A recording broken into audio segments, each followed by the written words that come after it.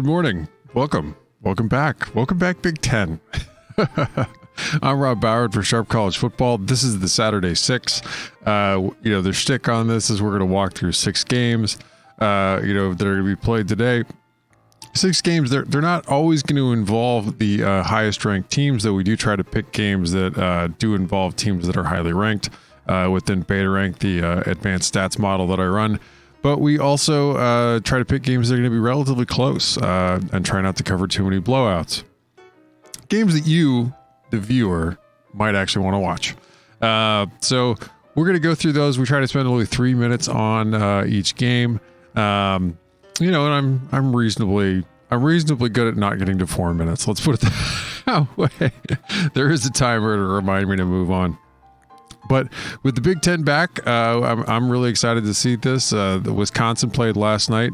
They definitely did close the projection model from Beta Rank had them as about a 28-point favorite over Illinois, as opposed to Vegas had them at about 20. So the projection model was a little closer to where Wisconsin was versus Illinois.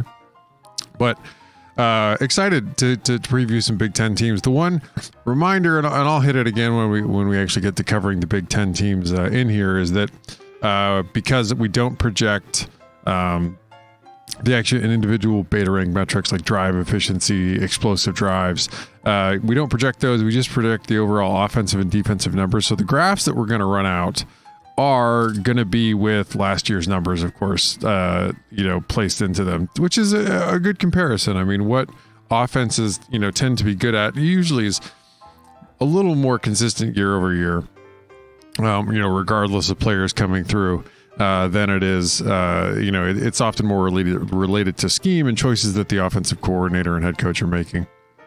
So we're going to get into that. For sure. We have a really good slate of games this week. Having the Big Ten back helps significantly.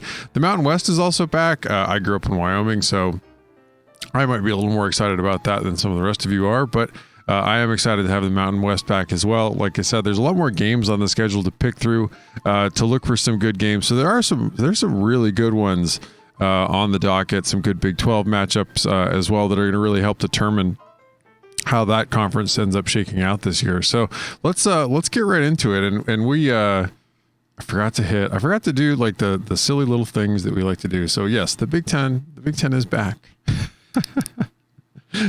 But as we get into it, you'll sort of see the format right off the bat here.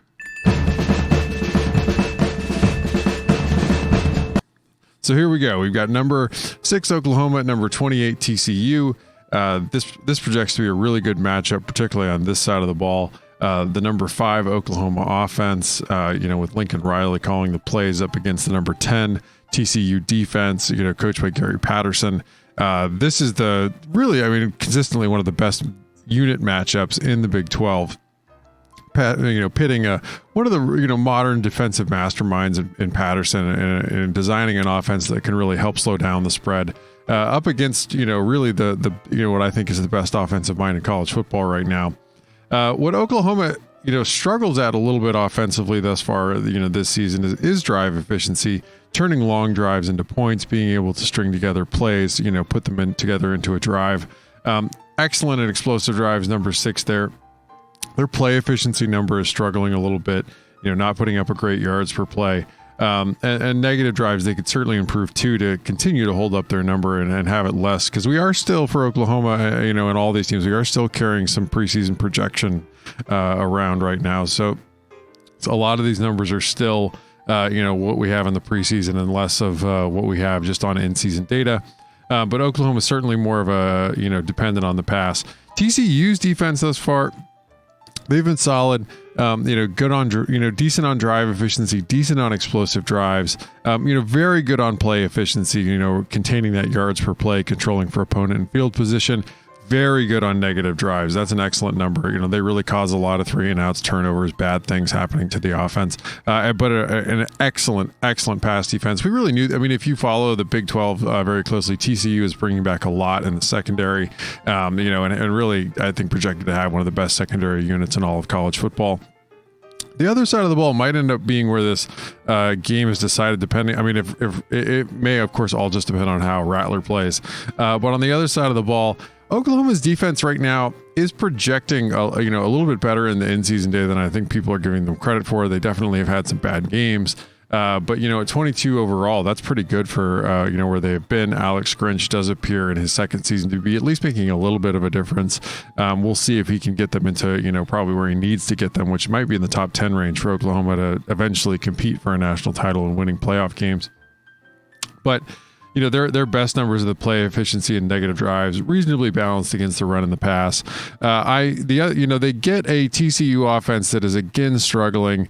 They have, Sonny Cumbie and Peterson are the offensive play callers here. They struggle at drive efficiency, struggle at play efficiency, even a little better at negative drives. They don't go 3 and out, and have negative things happen to them terribly often, but no definitive run pass split here. The game could end up a little bit decided here. On this side of the ball, how TCU's offense is able to do, because if Oklahoma's defense is really can continue to keep up some of the level of play that they've had earlier on in this season, particularly like against, you like them, to potentially shut down an offense in this range. If Oklahoma can do that, that's a really good sign that their defense is starting to kind of put it together.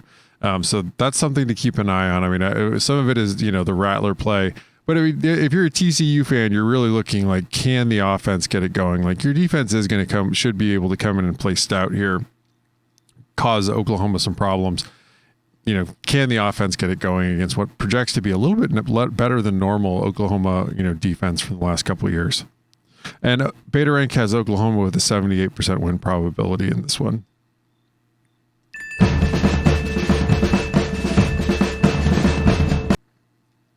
Hey, Big Ten. So this should be a lot of fun. I mean, if you have not been paying attention to Indiana, the last couple of years, you should be. They're kind of a sneaky good, fun team. And what is usually, a pretty tough Big Ten East with Ohio State, Penn State, and Michigan sitting there. Indiana has managed to build themselves up into really the fourth best team consistently right now in the Big Ten East. They get a Penn State offense that is this year. They were 21 last season. They projected number 11 coming into this year. This is really our first peek at what I think was one of the big, and we're going to talk about it because it's going to affect two teams we're covering today.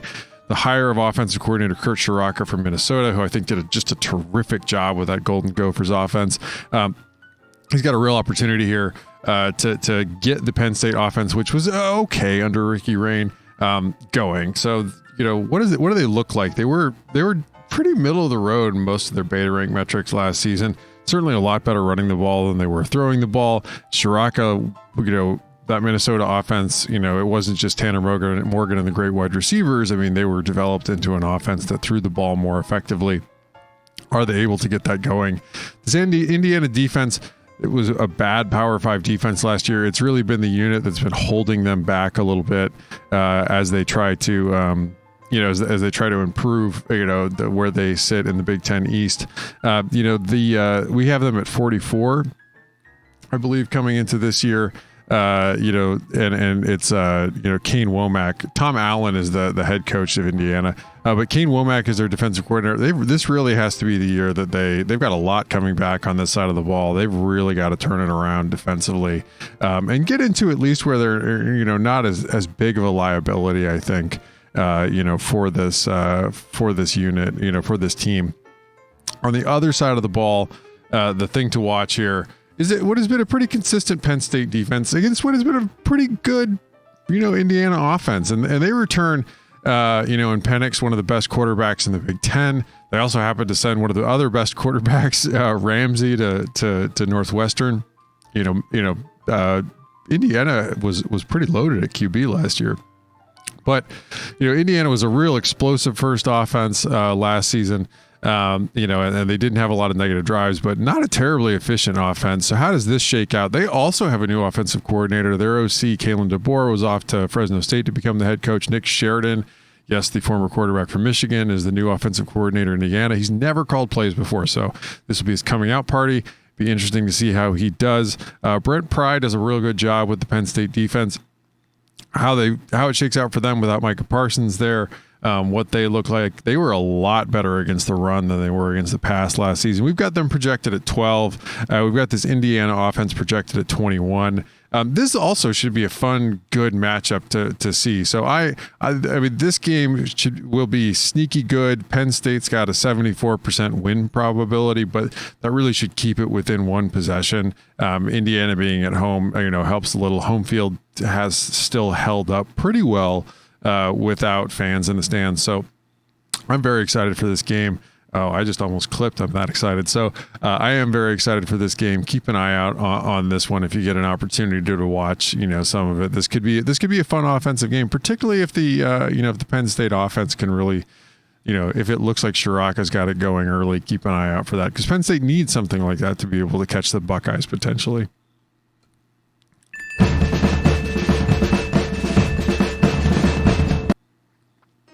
I'm sipping coffee in between. The other big matchup in the Big 12 today, Oklahoma State, Iowa State. This is a real fun one. We've got Matt Campbell and of course Mike Gundy coaching these teams. The offense for Oklahoma State, they've been good at times. I mean, Casey Dunn's their new OC. It was actually a pretty, they and Gleason went their separate ways. Gleason went to be the offensive coordinator at Rutgers, from what was not a very good fit as an OC for them. Casey Dunn was their longtime wide receivers coach. They're doing all right. I mean, they excel right now at the negative drives and the play efficiency number. And their explosive drives number is pretty good. They could definitely pick up their drive efficiency. They've been a lot better running the ball than they have throwing the ball. And we talked about this when we previewed the Cowboys coming into this year. They really need to pick up throwing the ball again. I mean, it's fine. You've got Hubbard. But this offense isn't going to get back into the top 10. It looks like from a total efficiency standpoint, unless they're also able to throw the ball. They don't look to be, they're not built like, and I don't think they can be necessarily the kind of dominant run team like Ohio State can be, potentially, or say Wisconsin, to put together a top 10 offense that is as run heavy as they have been. Iowa State's defense has been pretty good under John Heacock. Definitely had some ups and downs, but they've been pretty consistent under, his play calling. They really do contain explosive drives at number 9. You are able to put up a little bit more of a yards per play number against them with play efficiency, and they're definitely better against the run in that tight front than they have been against the pass. So if Oklahoma State is unable to really get the passing game going as well, this could be a little bit of a tougher matchup against this Iowa State front than they like. The other side of the ball should be pretty fun too. Iowa State's offense has been pretty good this season. Coming in at number 15, Brock Purdy is, of course, still Brock Purdy. And Tom Manning calls this offense. They are a pretty explosive offense. At number 12, they don't take a lot of negative outcomes, not a lot of 3 and outs, not a lot of turnovers, and pretty balanced. They're 13 in effective rush, 14 in effective pass. The defense for Oklahoma State, they're trending pretty well. I mean, they brought back a ton this year. This really was the year that Jim Knowles, their defensive coordinator, had to have a good year, given everything that they had coming back and given where they had sort of performed. They really hadn't been, they'd really been the lagging unit for the Cowboys that in a lot of ways it kept them from some Big Ten titles, and some bigger outcomes. So if this continues this year, and potentially they're able to bring a lot of these guys back for next year too, keep an eye on the Cowboys, because this defense has been a little bit of a weight around their ankle for a couple of years. If they can stay in the top 20, that's a really big outcome for them, I think. And they've been really good at containing explosive drives. I mean, their numbers are solid, across the board.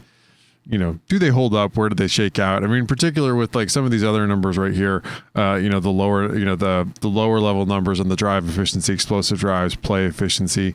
One of the things to keep an eye on with those numbers is that right now, everybody that hasn't played a game has a placeholder in those numbers, right? So their overall weighting at number 16 is still pretty good. How they shake out once everybody else starts to play will be interesting.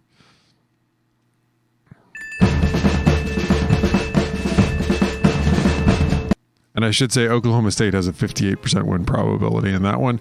Hey, Minnesota and Michigan. All right, so we've got, this game is at Minnesota. These games are really tightly matched up. I mean, it's number 18 and number 19 going head to head. You've got Jim Harbaugh, PJ Fleck. This Minnesota offense, we project them at number 4 coming into this year. They were number 6 last season. Just an incredible offense that PJ Fleck and Mike Shiraka and Kurt Shiraka put together. However, they made an interesting hire in Mike Sanford Jr. He's not the hire I would have made. He was an okay offensive coordinator at Notre Dame. Didn't really put it together when he was the head coach at Western Kentucky offensively, and then he tanked that Utah State offense. I mean, he was horrible last year at Utah State. So mileage, I'm really interested to see this Minnesota offense, what they look like with him calling plays. There's a ton of talent coming back, starting with Tanner Morgan and the wide receivers. If they're able to keep it going, even with Sanford there calling plays, it's a chance for him to redeem his reputation after everything that went so wrong for him. And also, Minnesota really needs the offense to continue to be the engine of this team. Minnesota's defense has been pretty consistent under Don Brown.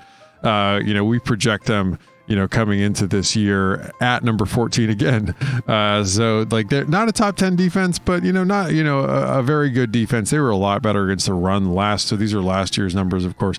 They were a lot better against the run last year than they were against the pass. That's something to keep an eye on for them as they go in against a Minnesota offense that, when they want to, can often get yards through the air. On the other side of the ball, this Michigan offense, I mean, they haven't really put it together. They don't have hardly anything coming back on this side of the ball. Number 15 on offense last season. So when I say they haven't really put it together, that sounds really harsh. This will be Gaddis's 3rd year calling plays there. They really need to get into the top 10 if they're going to start to contend with and, keep pace with where Penn State might be with Shiraka calling plays, and certainly where Ohio State is in the Big Ten East. But they really struggled to run the ball last year.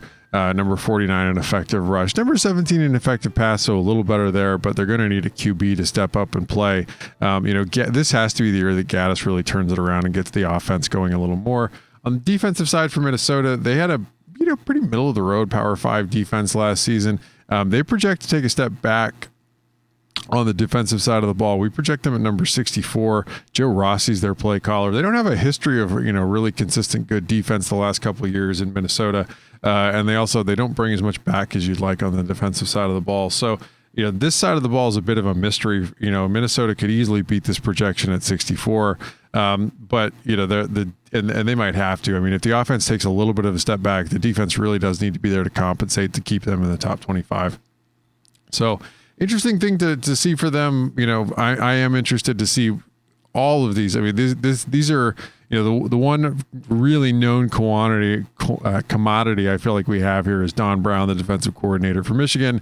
I feel like Michigan's defense is going to be pretty consistent, but man, all the other moving pieces here, including the Minnesota defense, keep an eye on, this will be our first shot to see what they look like this season. Minnesota has just a slight, because they're at home, 61% win probability in beta rank in this game.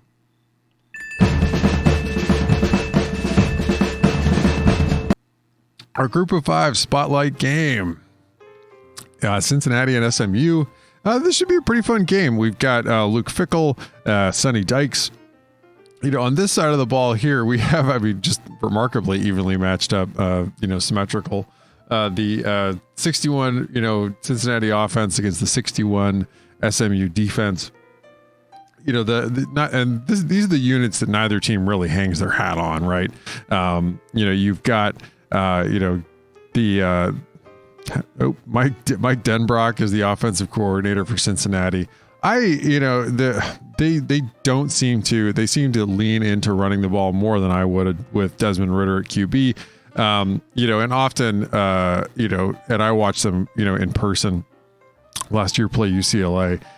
They consistently made the choice to run the ball right into the middle of the UCLA defense, which is the only part of UCLA's defense which was any good last season, despite the fact that they could get yards through the air nearly whenever they wanted. So I'm interested to see if they're, and I called out Cincinnati coming into this year, like they needed to open it up a little bit. They needed to depend on Ritter more. That would get the offense going.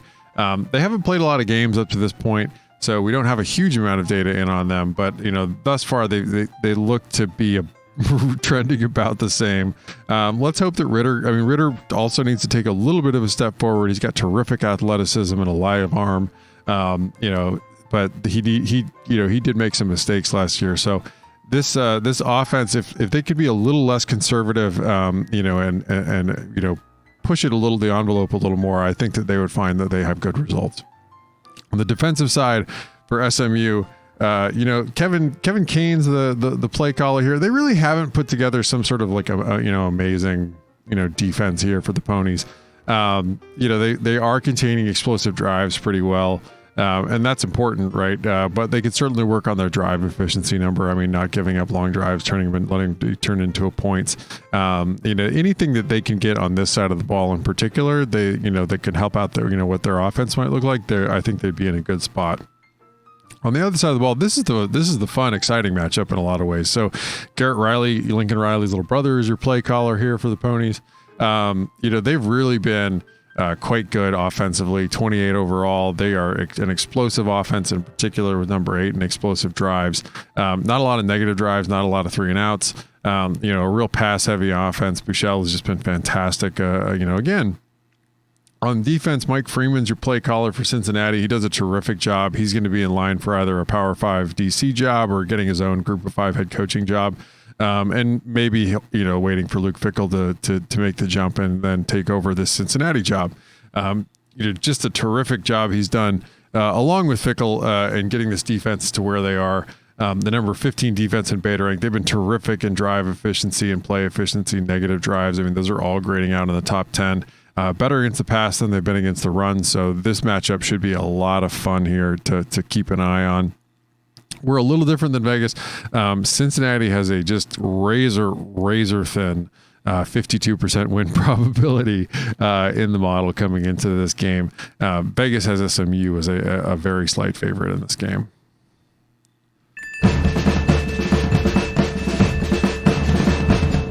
Hey, we only have one SEC game this week. There's not a lot of great games. There's a lot of games that project to be not very close in the SEC this week. So we get to see here we get to see Gus Malzahn match up against Lane Kiffin. The offense for Auburn, it's with Chad Morris. It's been a little bit of I don't know that you'd say that they've really made the kind of leap that you were hoping. Bo Nix, I think, is still struggling a little bit. They really struggle with drive efficiency, being able to put up those long drives. It's something they need to be able to do more of it and make sure that they are capitalizing and putting up points. They are a little more explosive, not a lot of 3 and outs. That's a plus. Definitely leaning a little more into running the ball than they are into throwing. So they're going to have to, but for this Auburn, team to really work, and to compete in the SEC, they need to be a lot closer to the top 10 than just sort of hanging out in the top 25 on the offensive side of the ball. And Mississippi's defense, not going in the right direction right now. So 70 overall, they're really struggling here. DJ Durkin is the play caller.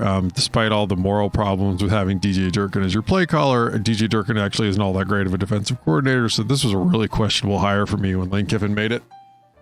But they're really struggling, in particular, containing big plays and negative drives, not forcing enough 3 and outs. Not great against the run, not great against the pass. This should be for, what has been an Auburn offense that has not always figured it out, this year. They should have a much easier time against this Ole Miss defense than they've had in some other games so far this season. The more fun matchup, I think, is on this side of the ball. The offense for Ole Miss has been pretty good so far. Jeff Lebby is your play caller for Ole Miss. Matt Corral has been, and we expected Corral, to end up as your QB for Ole Miss. But he's been good. And they've been, really explosive, number 5 in explosive plays, number 9 in play efficiency. Where they've struggled is, the drive efficiency, being able to turn, put together long drives, turn them into points. But good throwing the ball, good running the ball. This offense has been, this offense has been a lot of fun that Lane Kiffin's put together so far. On the other side of the ball, Auburn's defense was their engine last season. They were a very, very good defense, top 4. Our questions coming into the season were not about the coaching. They were just about, could they really replace some of the terrific players that were off to the NFL? They've struggled a little bit comparatively. I mean, they're grading out as a middle of the road Power 5 defense right now. They may round into form, as they close out the year. They have to absolutely get better at explosive drives and negative drives. Just too many big plays, not forcing enough 3-and-outs. I mean, this defense needs to clean up those things in particular. Come off the bench with a better plan. When the offense starts their first set of downs, and then really just getting something going. I mean, whether you have to drop some safeties and play too high. Do something to really make sure that you're giving up fewer big plays than they are giving up, and make the offense try to go the length of the field. They've been, they don't have a big split. They've been, kind of in the same range against the run as they've been against the pass. So, this should be a fun matchup, close game. Auburn only has a 52% win probability in beta rank. So keep an eye on this one. The Ole Miss defense is going to give up some points, and the Ole Miss offense is likely going to score some. So that's it. We did it. That is the Saturday 6. That's the entire format. And we managed to drop only 140 frames through that. So if you're watching on Periscope, if you're watching on YouTube, you actually won't notice that at all. But I'm excited for this week. I'm excited for the Big Ten to be back. There's some teams that I think, for any of the Big Ten teams, of course, keep an eye on where the final score ends up versus the spread. Open up the box score, check out if turnovers had any real effect on the game, of course. But we do get to see, for these teams, and as in particular, I think it makes it interesting, and keep an eye on these races, because now I don't want to say that the Big 12 is necessarily out of the playoff race, but with the Pac-12, not looking like they have any massive playoff contenders coming into this season. The door is open, I think, for, this might be the year that you get in another, a second team from either the SEC or the Big Ten. And that's going to, so keep an eye on how these conference races shake out. For right now, if you're, if you're an SEC team, that's going to likely require Georgia beating Alabama, or the SEC East team beating Alabama in the SEC title game. For that second team to get in from that conference. But, if you're in the Big Ten, Wisconsin and Ohio State don't play each other. So they, there is the opportunity for perhaps, the loser of that championship game to maybe even make it into the playoff. Be interesting to see, how they try to shake it out this season. So I'm excited to see it. You should be too. Why not? There's going to be a lot more football today. We've covered a small sliver of it, of the games that we think are both interesting from a, where they sit in the rankings perspective and how close they will likely be. We didn't cover any blowouts. Every game we covered today was within at least, a 10-point. I believe they were all at most a 7-point projected spread in the beta rank, in the beta rank model. So excited for that. This should be a lot of fun. I'm actually going to be watching with some friends in a backyard with the big screen TV, because I live in Columbus, Ohio, and everybody's a bunch of Buckeye fans. We'll be watching the Buckeyes take on Nebraska and eating chili, real chili, not the Cincinnati version. But anyway, thank you so much for tuning in. Let's go ahead and do the yes. So again, thank you for tuning in. You can find all the stats you saw and a lot more at sharpcollegefootball.com. I'm Rob Bowron, the econometrician chicken behind Beta Rank.